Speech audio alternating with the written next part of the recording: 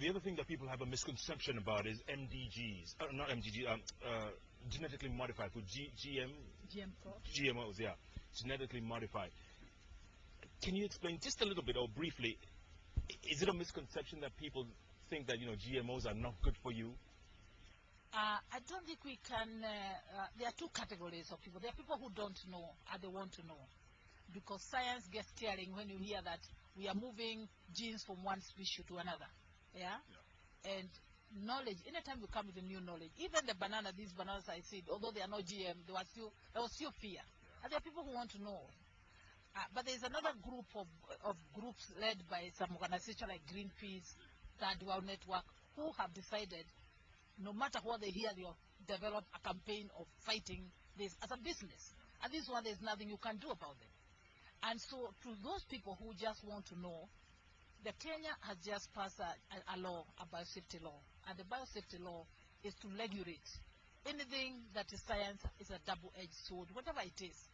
And so it's important that that genetically modified crops pass through a regulatory system that makes sure there is no allergy, there is no toxin, and so far, all the food in the market, to the best of my knowledge, are safe. Personally, I've got training in this. I've got years of training in the private sector, and I know for sure that any product that moves out to be in the market has been tested. It has no harm to human development. But as I said, there are people who perpetuate that fear and a fear because to them is a business. But you can see right now, we've got millions of acres. South Africa, a commercialized maize. The maize we are getting from South Africa, by the way, is GM. Okay? It has no toxins. It doesn't mean that the food that maize, which was turned back, had anything to do with GM. America, Canada, Australia, Burkina Faso have just commercialized. Egypt has commercialized maize for control of insects and pests. In fact, the chemicals we have been taking our words off. So there is misconception. Some of it is directly perpetuated by people who like fear-mongering because they are selling the pesticides. Because most of the, I'll say the first product of GM are mainly to prevent the use of pesticides. Now the companies that are actually selling those pesticides don't want to lose the market. So they continuously financing people to say, these products are bad. For example, I'm sure you remember there's a time when cotton, we were producing a lot of cotton in Eastern Africa. We're actually exporting. And then maybe now we'll be sending cotton to a Goa market in the US. But it went away because the insects, to control the insects, you need a lot of pesticide. Now, with genetically modified cotton, like the one being tested in Kari, in Moya, you need maybe to spray once or twice. Normally you spray 10 times. 90% of all the cost for producing cotton goes into pesticide. Now, if you use the GM cotton, you probably spray once. And so you save, it's also the health and the environment. People who breathing, the most people who spray don't use the mask and all that.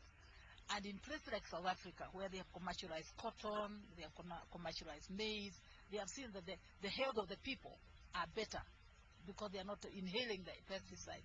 So I'll say to the best of my knowledge, my experience, and I see it as science, I know, it's not hearsay. This is one of the best technologies. Excellent.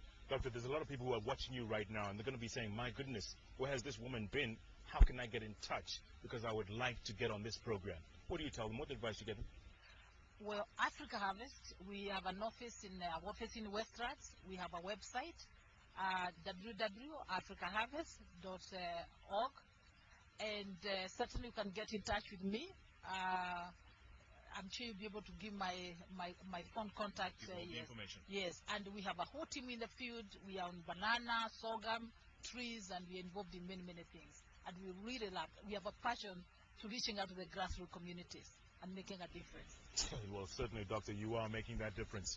Congratulations. Thank you, Jeff. Keep at it, and well done. Thank you. Well done. Thank you. Good grief. If you hadn't heard of Dr. Florence Wambugo, now you have, and you can get in touch easily. www.africaharvest.org, and we'll give you all the rest of the information because I know many of you will want to jump on board.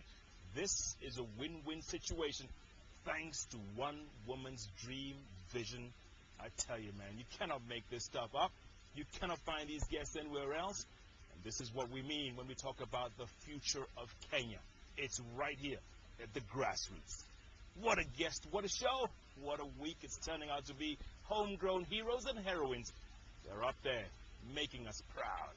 You cannot find these kinds of guests anywhere else. On the award-winning station, K24.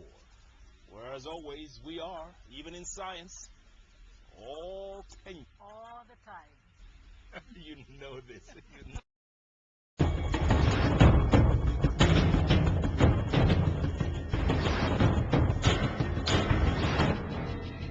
Capital Talk is recorded at the Fairview Hotel, the country hotel in town.